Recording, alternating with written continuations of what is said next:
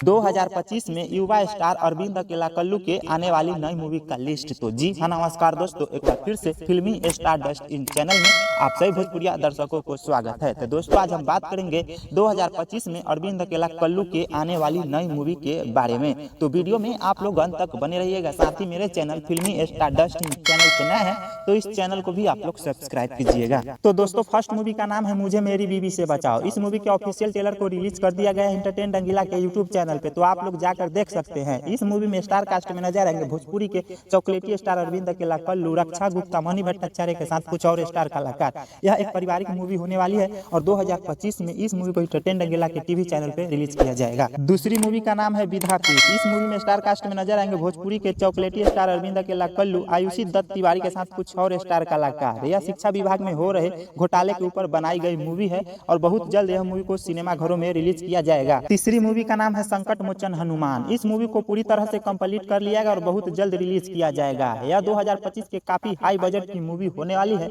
जो अरविंद अकेला के लाइफ के सबसे बड़ी महंगी मूवी भी होने वाली है। इस मूवी में स्टार कास्ट में नजर आएंगे भोजपुरी के चॉकलेटी स्टार अरविंद अकेला कल्लू के साथ कुछ और स्टार कलाकार। यह मूवी आप लोग को 2025 में सिनेमा घरों में देखने को मिलेगा। चौथी मूवी का नाम है लंदन में जाके फंस गया यार। इस मूवी में स्टार कास्ट में नजर आएंगे भोजपुरी के चॉकलेटी स्टार अरविंद अकेला कल्लू, प्रियंका रेबड़ी के साथ कुछ और स्टार कलाकार।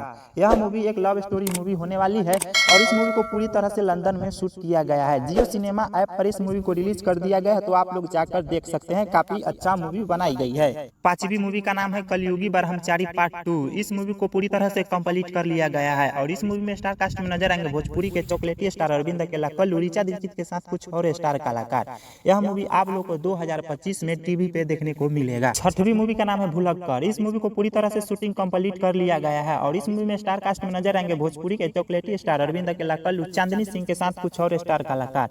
यह एक कॉमेडी इमोशनल मूवी होने वाली है और यह मूवी आप लोग को 2025 में सिनेमा घरों में देखने को मिलेगा। सातवीं मूवी का नाम है जलवा। इस मूवी के अनाउंसमेंट कर दिया गया और बहुत जल्द मूवी की शूटिंग शुरू किया जाएगा। इस मूवी में स्टार कास्ट में नजर आएंगे भोजपुरी के चॉकलेटी स्टार अरविंद अकेला कल्लू, श्रुति राव, रितु सिंह के साथ कुछ और स्टार कलाकार। यह एक कॉमेडी मूवी होने वाली है और अरविंद अकेला कल्लू इस मूवी में डबल रोल में नजर आएंगे और आप लोग को यह मूवी 2025 में देखने को मिलेगा। आठवीं मूवी का नाम है मेरे जीवन साथी। इस मूवी के ऑफिशियल ट्रेलर सुर म्यूजिक के यूट्यूब चैनल पे रिलीज कर दिया गया है, तो आप लोग जाकर देख सकते हैं। इस मूवी में स्टार कास्ट में नजर आएंगे भोजपुरी के चॉकलेटी स्टार अरविंद अकेला कल्लू, मेघा श्री के साथ कुछ और स्टार कलाकार। यह एक लव स्टोरी मूवी होने वाली है और आप लोग को यह मूवी 2025 में सिनेमा घरों में देखने को मिलेगा। नौवीं मूवी का नाम है ममता की छाव में। इस मूवी के अनाउंसमेंट कर दिया गया और बहुत जल्द मूवी की शूटिंग स्टार्ट किया जाएगा। इस मूवी में स्टार कास्ट में नजर आएंगे भोजपुरी के चॉकलेटी स्टार अरविंद अकेला कल्लू, रक्षा गुप्ता, पूजा गांगुली के साथ कुछ और स्टार कलाकार।